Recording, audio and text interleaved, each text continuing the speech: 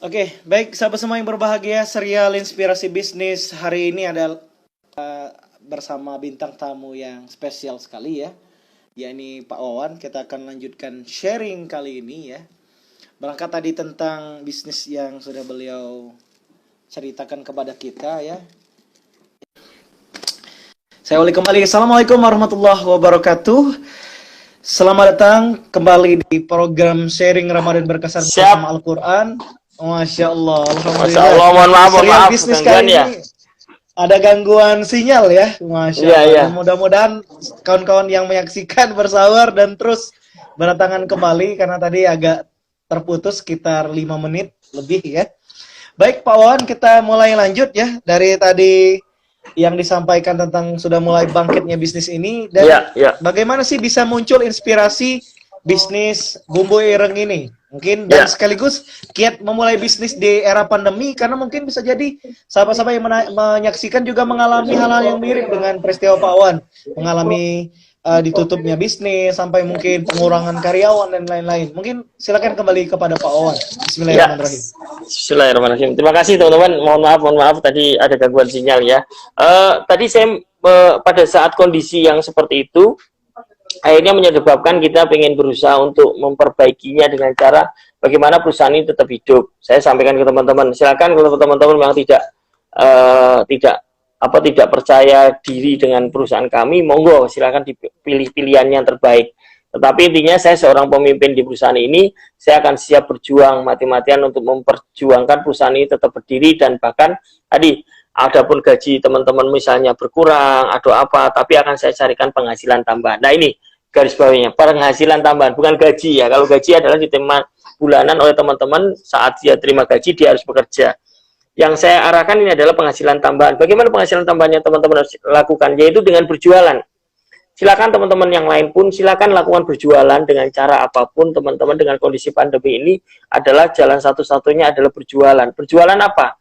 Kalau kita berjualan dengan hal-hal yang seperti biasa, mungkin harus terjadi perbedaan yang sangat.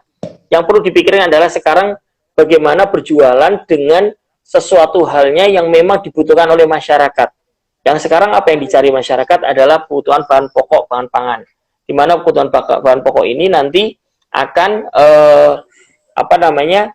akan menjadikan mereka mau membeli barang kita.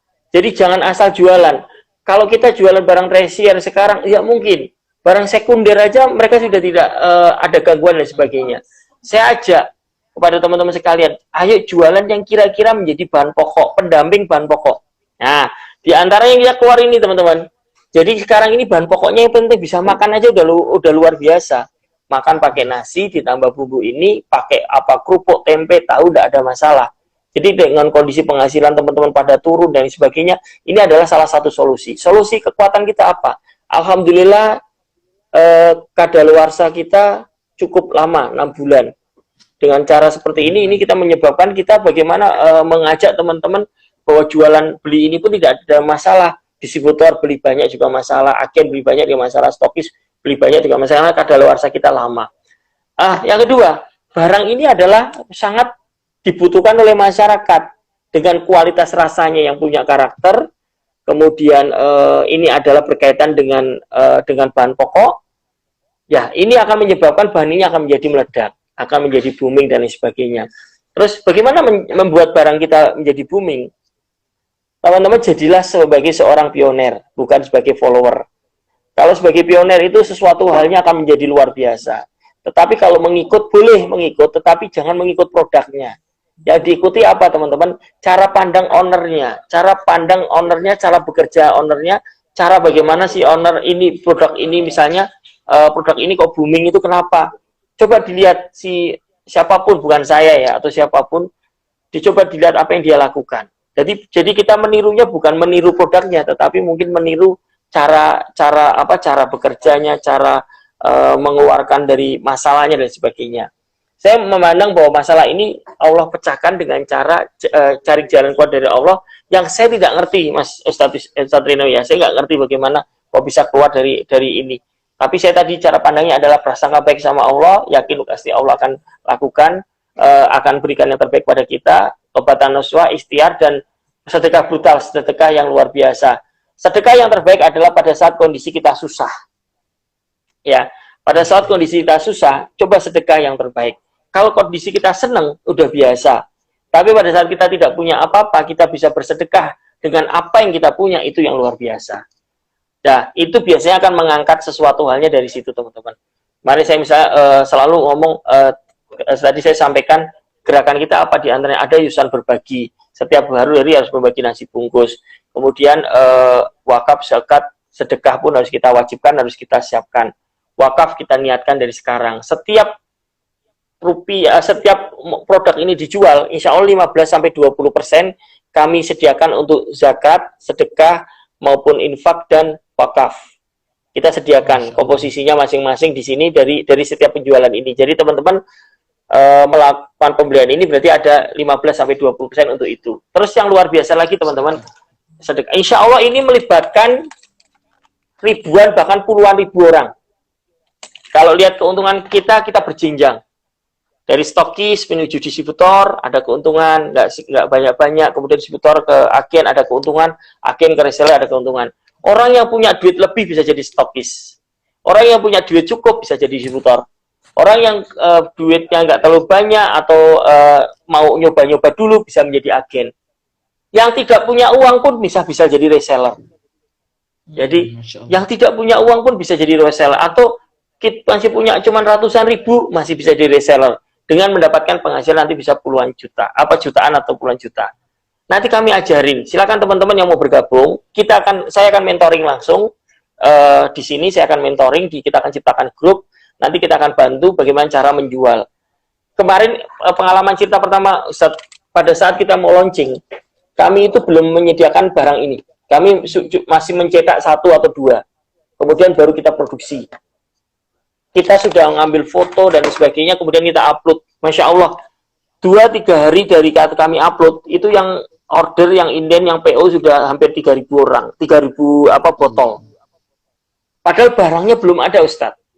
Baru hari keempat, barang itu bisa kita distribusikan. Seminggu belum jualan, sudah laku 25.000, Ustadz. Dari awal kita produksi hanya targetnya paling 1.000 sehari. Bayangkan 1.000 itu juga udah banyak. Sekarang produksi kita hampir 15.000 per hari. Doakan minggu depan atau awal bulan Juni sudah 22.000 per hari. Amin. Ini amin ya rabbal alamin. Konsep kami, teman-teman mesti ngomong, Pak Wan udah siap? Enggak, saya nggak punya siapa apa-apa. Bahkan uang pun saya untuk modal ini tidak ada awalnya. Karena uang kami harus kesedot dengan bisnis kami yang satunya, yang ratusan outlet ini. Bayangkan kalau satu outlet ini kena, berarti saya harus mensubsidi untuk outlet ini yang rugi pun berapa miliar yang saya keluarkan. Artinya secara cash flow pun saya sedikit terganggu awal-awalnya. Alhamdulillah atas izin Allah, kita punya kreativitas bagaimana memanfaatkan semua yang ada, kita bisa manfaatkan menjadi modal. Oke? Menjadi modal. Bahkan Masya Allah, Alhamdulillah kemarin sempat yang transfer untuk inden sampai dengan 70.000 orang, 70.000 botol. Artinya saya sudah mendapatkan uang dulu daripada barang itu belum saya kirim. Tapi alhamdulillah sekarang ini kita sudah indennya tidak terlalu lama. Jangan khawatir teman-teman. 2 hari teman-teman sudah bisa dapat barangnya. Bahkan sekarang sudah ada stokis di setiap beberapa kota yang nantinya itu bisa mengurangi biaya kirim, mempercepat pengiriman. Seperti itu. Terus teman-teman tadi ada pertanyaan, bagaimana cara memulai usaha dalam kondisi seperti ini? Ya, satu, pilihlah usaha yang berkaitan dengan kebutuhan dasar. Oke? Cari kebutuhan dasar itu apa, yang kira-kira orang mampu beli dulu. Jangan cari usaha yang harganya mahal banget. Saya punya teman nih beberapa marketing, mobil dan sebagainya, atau rumah, saya ajak gabung dengan kami. Penjualan mobil, penjualan rumah pasti akan menurun. Makanan pun kami kena. Makanan yang mahal kena. Makanan yang dine-in pasti akan kena. Nah, bagaimana caranya? Cari penjualan. Kalau teman-teman kemarin kan pada latah jualan masker misalnya, masker semuanya. Oke, betul. Pivotnya orang yang kadang-kadang dulu jualannya hanya apa, kok jadi jualan masker? Silakan. Tetapi pada saat semua ini jualan semua, akhirnya antara supply and demand, tinggian mana? Akhirnya tinggian barang yang ada. Akhirnya masker sekarang dibeli pun harganya jadi murah, jadi banding awalnya masker harganya tinggi. Lah, teman-teman jangan lupa, bisnis jangan ngambil kesempatan yang ada. Jangan ambil untung yang ngawur, karena bisnis itu adalah konsistensi. kepercayaan yang pelanggan, kepercayaan yang teman berikan kepada kita itu adalah bisnis. Jangan sampai pada saat, ini lagi booming ini nih, beli, dijual sampai 4 kali lipatnya, 10 kali lipatnya. Saya juga kena. Saya pernah kena juga. Saya beli masker harganya 50.000, ternyata masker itu harganya 7.000 bisa gitu. Oh, mungkin saya cuman, alhamdulillah saya kena juga ya. Mungkin sedekah saya waktu itu kurang, jadi saya memang harus bersedekah pada orang lain dengan cara seperti itu. Gitu. Jadi carilah sesuatu hal yang memang sedang booming, tetapi ingat, jangan selalu menjadi follower. Jadilah pionir. Insya Allah dahsyatnya luar biasa. Itu Ustaz. Baik, Masya Allah, Alhamdulillah ya. Pak Wawan sudah banyak sekali ilmu yang di-share ke kita ya. Mungkin teman-teman ada yang mau tanya, saya cek kolom komentarnya. Kalau ada yang mau bertanya, silahkan tulis saja di kolom komen ya. Nah, mungkin Pak Wawan, ini ada pertanyaan juga. Kalau peran keluarga Pak Wawan untuk menopang bisnis, sejauh ini seperti apa Pak Wawan? Sangat keren sekali. Ustaz tahu nama Yusan ini? Yu itu adalah Mbak Yu. Yu itu Mbak Yu. San itu adalah Sandria. Sandria istri saya namanya Sandria. Jadi saya ngambil Yusan. Mbak Yu Sandria. Maksudnya adalah nama dari yang saya ambilkan dari istri saya. Ya. Saya punya peranan keluarga sangat luar biasa. Saya melakukan seperti ini karena ada effort dorongan yang tinggi dari keluarga. Apa itu? Saya ingin membahagiakan anak-anak dan istri saya ingin bahagiakan orang tua saya ingin senengin mereka. Jadi pada saat mental kita turun, drop, ada masalah, pekerjaan banyak, mungkin masalah bisnis turun, ditagih hutang dan sebagainya. Coba teman-teman lakukan balik, lihat siapa yang di belakang kita, keluarga. Kita sedang dibutuhkan oleh keluarga kita. Nah, dari situ nanti insya Allah effortnya akan muncul. Kalau keluarga itu adalah memang kewajiban kita. Itu memang sudah wajibnya kita memberikan pada keluarga. Tetapi teman-teman juga bisa menjadi dasar yang lain, yaitu apa? Kebermanfaatan untuk orang lain. Dengan cara apa? Berilah kemanfaat sebanyak-banyaknya untuk orang lain. Dan istri saya terlibat di sini, Ustadz. Istri saya adalah R&D-nya. R&D-nya dan menciptakan produk-produk merek-merek ini semuanya. Produk di dalamnya adalah ciptaan istri dan timnya. Di situ ada beberapa tim sama istri saya, yang memimpin di situ adalah istri. Adapun anak saya selalu mengajak mereka ngerti bahwa kondisi sekarang anak-anak harus ngerti bahwa orang tua nyari uang itu tidak sulit, tidak mudah. Jadi harus menghargai uang. Artinya apa? Tidak sembarangan mengeluarkan uang, ada tabungan dan sebagainya. Tidak asal beli barang-barang yang memang dia pengen beli, tapi sesuai dengan kebutuhannya dan sebagainya. Artinya peranan anak di situ saya libatkan, mereka ngerti dengan dunia bisnis saya. Cerita sedikit. Waktu anak saya yang gede itu usia 5 tahun. Setiap malam itu kan saya ditanyain sama kasir waktu bisnis saya masih 8 outlet ya, belum sampai ratusan outlet ya. Saya ditelepon sama kasir saya ngendaliin semuanya. Pak Wawan besok mau jual bebek berapa waktu itu bebek selamat. Saya nanti yang akan mau menentukan besok mau potong berapa, pesan berapa. Malam itu juga saya pasti akan nentuin. Terus saya memantau 8 outlet itu, saya telepon besok potong 50, besok potong 150, besok potong 200. Lewat telepon, waktu itu belum ada WA. BBM juga kayaknya belum WA, lewat telepon. Oke, putuskan sekian. Itu anak saya selalu dengar kalau setiap jam 9 itu ayahnya terima telepon. Waktu itu 5 tahun atau 6 tahun. Kemudian dia ngomong, ayah, begitu saya kelihatan harga, senang dia ngomong gitu, ayah omsetnya bagus ya. ya ngerti kalau aku wajah saya itu senang, oh ini omsetnya bagus nih. Kalau wajahnya agak gini, oh ayah omsetnya lagi gak bagus ya. jadi anak-anak itu ngerti polanya gitu loh. Kemudian kalau kita ke warung, anak-anak saya itu yang gede itu lucu banget, itu kalau lihat kasir tanya dia di depannya komputer, di depannya kasir dia nanya, Mbak, omsetnya berapa gitu. Padahal 6 tahun. Artinya mereka saya didik untuk mengerti tentang bisnis dari awal. Walaupun mungkin tidak langsung, tetapi minimal dia akan ngerti, oh bisnis itu dagang, bisnis itu jualan, bisnis itu melayani, bisnis itu adalah teman-teman pada saat di perusahaan pun harus melayani atasan, bawahan, pelanggan dan sebagainya. Bisnis itu saling menghormati, bisnis itu beretika, bisnis itu tidak dilandasi hanya B2B, duit ataupun apa untuk apa hanya secara ekonomi, tapi bisnis itu ada etika, ada ibadah, ada motivasi dan cara pandang, bermimpi dan sebagainya. Alhamdulillah anak-anak saya sedikit-sedikit mengerti tentang itu. Walaupun ya lucu aja awal-awal ngertinya hanya tentang omset, ya tentang ini dan lain sebagainya. Mungkin itu Ustaz. Ya, baik Pak Wawan. Ini menarik Pak Wawan ya, kalau bisnis-bisnis Pak Wawan sebelumnya ada berapa Pak sekarang yang sudah dimiliki Pak? Kalau boleh tahu di-share-kan. Sekarang tidak nyampe 100 karena kemarin 30 sudah saya tutup. Ya, 30 saya tutup dulu. Ya, besok insya Allah ada yang kita buka, ada mungkin yang tutup seterusnya. Tetapi kita masih tetap berusaha mencari ide-ide baru. Insya Allah, alhamdulillah, insya Allah setelah ini kita akan ngeluarin launching beberapa produk baru bulan Juni. Nanti produk ini juga menarik. Bahkan insya Allah, alhamdulillah dari Aceh sampai Papua ini sekarang produk bumbu ireng Yusan ini sudah ya rata-rata sudah ada beli di satu kota itu atau provinsi paling tidak ada. Papua sudah ada kemarin, mana Mas, Merauke sudah sampai Merauke, Aceh sudah ada, dan kami akan menyiapkan produk-produk kami yang lain yang nanti bisa dijual dengan sistem distribusi, sistem reseller yang sekarang kami lakukan. Begitu Ustaz. Pak Wawan, kunci bisnis sukses seorang muslim apa aja kira-kira? Sebagai mungkin buat kawan-kawan. Oke. Satu, harus dekat sama Allah dong. Ayo, dekat sama Allah itu tidak hanya cuma kita saja. Ajaklah yang lainnya, ajaklah keluarga kita, ajaklah karyawan kita, ajak mereka beribadah. Kemarin sebelum pandemi muncul itu saya setiap pagi membangunkan teman-teman di grup kita adalah untuk bersolat tahajud. Jam 4 itu saya hampir setiap hari bangun 4 kurang seperempat. Hampir rutin insya Allah.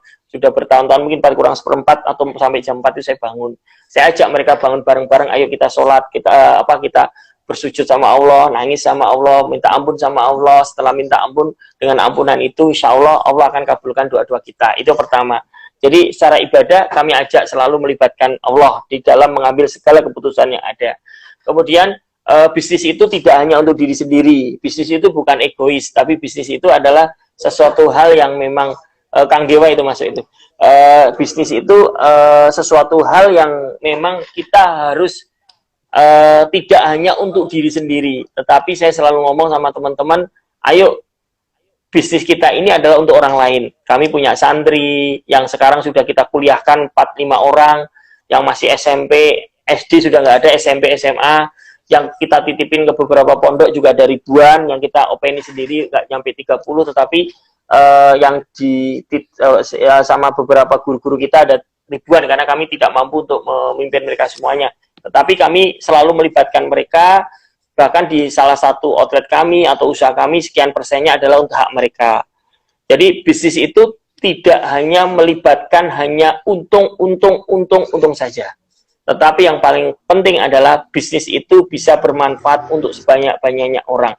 Kalau logika agama kita pasti teman-teman tahu, oh seperti ini nanti Allah akan izinkan. Tapi kalau saya ini sekarang saya menggunakan logika sederhana. Pada saat bisnis itu uang berputar, maka uang itu akan ada di masyarakat banyak. Pada saat kita berbagi, maka uang itu akan berbagi kepada masyarakat sekitarnya. Itu logika yang sederhana dalam berbisnis. Kemudian yang ketiga, selalu teman-teman jangan lupa pada saat berbisnis itu, ide-ide apapun, sertakan Allah dalam mengambil keputusan. Sholat istikharoh, puasanya, Senin Kamisnya teman-teman lakuin, puasa Daud, saya kemarin juga berusaha untuk mencoba, artinya apa? Saya itu pernah, waktu saya sekolahnya kan di SMA Muhammadiyah 1 Yogyakarta, Mas Rino ya, udah tahu juga. Yeah. Saya SMA Muhi Jogja. Saya ingat guru saya almarhum sudah meninggal, dia ngomong begini, kamu kalau ingin minta sesuatu pada saat berbuka puasa, pada saat sebelum minum atau makanan itu masuk, coba minta di situ. Minta sesuatu. Dan saya pernah melakukan bertahun-tahun, 3 permintaan kami rata-rata 2 Allah kabulkan. Dan itu lakukan terus. Nah, dengan cara seperti itu, ini bulan Ramadan cocok ini teman-teman. Nanti jangan lupa minta sesuatu, tapi jangan berubah-ubah mintanya. 30 hari jangan berubah-ubah. Nanti kalau sudah selesai, puasanya sudah selesai, lanjutin puasa Syawal, lanjutin puasa Daud, insya Allah doa pada saat orang berpuasa sangat makbul sekali. Yang kedua kan doa seorang pemimpin yang pemimpin yang adil. Dan ketiga Ustadz, saya mengajak teman-teman siapapun yang mendolimi saya tunggu. Artinya, pada saat kita dizolimi itu Masya Allah, nikmatnya luar biasa. Zolimi banyak, ditipu, dibohongin, kemudian disakitin, dan lain sebagainya. Saya kadang-kadang orang melihat kalau saya masalah kecil, kadang-kadang saya meledak, kalau masalah besar saya santai malahan. Saya serahkan sama Allah, ternyata pada saat masalah besar itu orang menzolimi kami, Masya Allah, doa-doa kita, Masya Allah, Mustajab. itu sangat kayak poltret, itu bisa, Allah itu langsung, saya nggak ngerti, ujuk-ujuk kayak dikabulin. Pada saat saya dizolimi orang, ditipu orang, dikhianati dan sebagainya, Masya Allah, dengan cara seperti itu ternyata tunjukkan jalan 3 hal itu. Saya ingin jadi pemimpin yang adil. Kemudian yang kedua, setiap puasa saya harus berdoa dulu sebelum minum pertama kali masuk, makanan masuk. Yang ketiga, kalaupun saya dizolimi, saya syukuri dan saya nikmati dan tidak saya anggap kecewa ataupun jadi beban saya. Alhamdulillah dengan seperti itu, umur saya 42 pun alhamdulillah belum ada ubannya. Gitu tau Ustaz. Tetap fresh, tetap semangat. Gitu Ustaz. Jadi dapat kiat awet muda juga ini. Iya dong, harus semangat. Barakallah. Alhamdulillah sahabat semua yang menyaksikan tayangan ini, subhanallah ya. Sharing kita sudah banyak sekali ya, ilmu-ilmu yang sudah kita dapatkan dari Pak Wawan yang disampaikan ini semua harus kita amalkan ya. Minimal beberapa poin-poin tadi harus dekat lebih kepada Allah Subhanahu wa taala. Setiap keputusan hal-hal terkait bisnis selalu melibatkan Allah Subhanahu wa taala, dan bisnis juga harus bermanfaat. Dan sebagai penekanan ya, bisnis yang disertai dengan kebermanfaatan insya Allah lebih berkah. Bahkan dengan sedekah, sedekah ini tidak membuat kita miskin, sahabat semua ya. Sedekah tidak menjadikan kita miskin, tapi sedekah membuat kita menjadi lebih bermartabat, mulia di hadapan Allah Subhanahu wa taala. Karena rezeki bukan hanya sekadar uang ya, tapi rezeki adalah kenikmatan, keberkahan dari Allah Subhanahu wa taala di dalam hidup kita. Baik Pak Wawan, mudah-mudahan ilmu yang disampaikan bermanfaat Pak Wawan ya. Amin. Dan mudah-mudahan di lain kesempatan bisa ketemu ya, langsung seminar kita hadirkan Pak Wawan untuk memberikan motivasi, inspirasi untuk sahabat semua dimanapun berada. Baik Pak Wawan, sebagai closing statement Pak Wawan, silakan Pak Wawan, mungkin bagian terakhir ada pesan-pesan yang mungkin, dan mungkin ini tadi saya lupa bertanya ya, kira-kira ada nggak perkataan dari anak yang benar-benar mengenai hati terkait Quran ini? Karena nasihat itu kan bisa datang dari siapa saja Pak Wawan ya. Dan lanjut ke closing statement. Yang terakhir gimana? Pertanyaannya gimana? Maaf. Pertanyaannya, adakah kalimat-kalimat berkesan dari anak terkait Quran yang bisa mungkin di-share ke kita? Dari anak atau dari istri, nasihat-nasihat yang Qurani. Hah? Dari anak. Oh, apa? Oke. Nasihat Qurani yang Islami, perkataan-perkataan Islami yang mungkin dari anak, dari istri yang mungkin bisa di-share juga. Sebagai penutup ya. Saya closing statement-nya dulu, nanti kalau kalimat itu insya Allah ada closing statement saya adalah gini teman-teman. Di saat kondisi pandemi ini, teman-teman tetap berikhtiar. Apapun itu ikhtiar tetap harus wajib. Jangan menyerah dengan kondisi yang ada. Tadi prasangka baik sama Allah, yakin bahwa Allah akan kabulkan semua doa-doa kita, kemudian tobatan nasuha, kemudian ikhtiarnya terus lakukan, itu ada tembok terus dobrain terus. Kemudian 4, pasrahin diri, tambahin lagi sedekah dengan sedekah brutalnya. Brutal itu bukan berarti nilainya, tetapi persentase dari harta yang teman-teman miliki. Punya uang 1 juta, sedekah teman-teman 500.000, sedekah teman-teman 100.000, itu luar biasa. Tetapi luar biasa lagi, punya 200.000, disedekahkannya 190.000. Itu luar biasa lagi. Kemudian kalau tentang kaitan dengan Quran, Masya Allah, kami sangat sekali menginginkan anak-anak kami pasti jadi hafiz-hafiz Quran ya, karena begitu indah sekali pada saat kita mendengarkan Quran dan hati kita menjadi teduh, menjadi nyaman, menjadi ini luar biasa. Kenapa karyawan kami semua saya punya prinsip bahwa 2020 adalah bebas buta baca Quran ya, pertama itu dulu. Nanti kalau yang hafalannya bagus kami umrohin. Alhamdulillah sudah setiap tahun kita umrohkan beberapa orang karyawan, beberapa puluh karyawan yang kita umrohkan. Dari situ adalah dasarnya adalah dari Quran dulu. Baca Quran bagus, hafalan Quran bagus, kita umrohin. Anak-anak saya pun, anak kandung saya pun saya sampaikan, kamu kalau memang ingin seperti ini, saya ngajak, ayo doain ayah bisa menghajikan kalian tahun depan dan sebagainya.